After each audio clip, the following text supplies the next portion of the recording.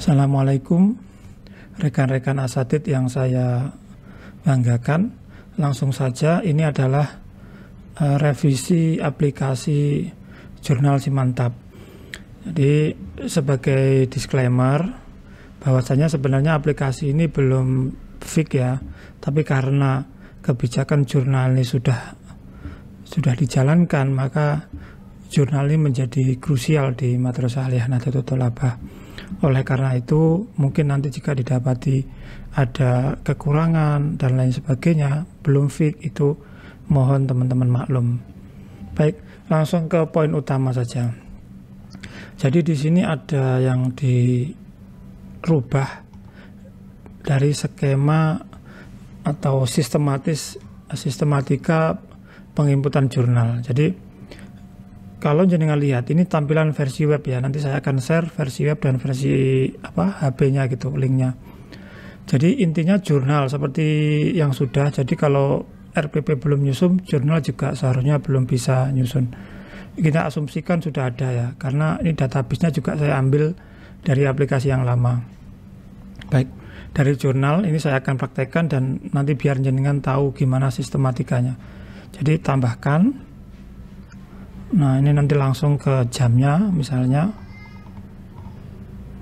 ambil gurunya, misalnya Ustazah Hayatun, masuk kelas 12, nanti otomatis ingat ya, isian-isian ini sudah otomatis ketika jenengan ngisi di RPP. Jadi kalau di RPP ini tidak fix, maka ini juga nanti nggak akan keluar dengan benar. Oke, langsung masukkan RPP-nya. Nah, di sini masih RPP ya, nanti saya akan rubah dengan materi pembelajaran begitu. Nah, ini adalah materi pembelajarannya. Jadi ini kebalik ya. Kalau dulu itu dari CP terus turun ke materi pembelajaran, sekarang kebalik. Jadi materi dulu terus turun ke TP dan ke CP. Jadi tinggal klik saja. Kemudian kegiatannya misalnya adalah diskusi, misalnya catatan apa misalnya. Nah, ini yang ingin saya tekankan. Karena di Rombel ini otomatisasinya belum saya lakukan ya, seperti yang saya sebutkan di awal. Ini memang serba kerja tayang gitu. Kita kepingin ke aplikasi ini segera jenengan pakai. Nanti sembari dijalankan, nanti juga akan saya lakukan revisi-revisi yang lainnya. Nah, untuk saat ini setidaknya sampai video ini saya rekam, jenengan masukkan secara manual ya. Jadi kalau misalnya sosiologi K13 ini, jadi masukkan di mana? Di rombel umum, seperti ini. Atau di rombel peminatan, jenengan sendiri yang input. Itu ya, belum dibantu otomatisasi. Nantilah nyusul gitu. Begitu dengan nama majelis. Jadi kalau nama majelis ini maksudnya adalah kelas BDPK Al-Miftah gitu ya. Oke, anggaplah ini sosiologi K13 masuknya di misalnya di rombel umum. Nanti saya akan revisi juga. Nah, seperti ini, biarkan aja kosong.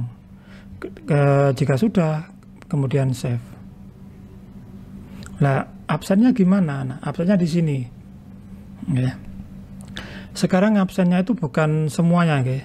Cukup jenengan absen yang tidak hadir saja. Jadi, asumsinya kalau tidak dimasukkan ke data, itu berarti diasumsikan dia hadir. Seperti itu. Nah, cuman untuk ketidakhadiran ini saya minta nanti panjenengan agak sabar ya, karena ini masih manual, belum begitu otomatis. Ini yang saya maksud sebentar. Nah, nanti akan saya fixkan lah. Ketika jenengan masuk seperti ini. Nah, ini yang muncul cuma satu ya, karena di jurnal cuma ada satu. Nanti harap teman-teman juga menginput. Ini saya contohkan dulu. Kemudian ID jurnal umum, ya ini juga otomatis. Ini otomatis dari jurnal sebelumnya diambilnya. Nah, ID rombel juga. Nah, untuk siswa ini nanti saya rubah. Ini untuk siswa ya. Untuk siswa ini belum difilter sesuai dengan kelasnya. Jadi mohon jenengan input sendiri ya, dengan cari. Misalnya namanya kelas 12 siapa misalnya. Abdul Sibyan misalnya ya. Jadi jenengan masukkan di sini misalnya siapa namanya Dina gitu. Nah, jenengan masukkan sendiri ya. Ini insya Allah nanti saya akan perbaiki biar lebih baik. Tapi intinya jenengan ini untuk namanya ini manual. Kemudian jenengan pilih statusnya, status ketidakhadirannya. Alfa, sakit atau izin ya. Kemudian ada alasan ketidakhadiran, jenengan masukkan jika diperlukan, misalnya izin ambil buku misalnya. Seperti ini, atau izin dijemput ortu misalnya saja. Kemudian save. Nah, jika dalam satu kelas yang sama alfanya lebih dari 1, nggih, jenengan ulangi lagi caranya dengan cara yang sama ya. Kembali lagi, ulangi lagi. Maaf. Ulangi lagi. Di rombel ulangi lagi, kemudian cari lagi namanya, misalnya siapa, Jeffrey misalnya ya, atau ini aja Ajeng Alfa gitu misalnya.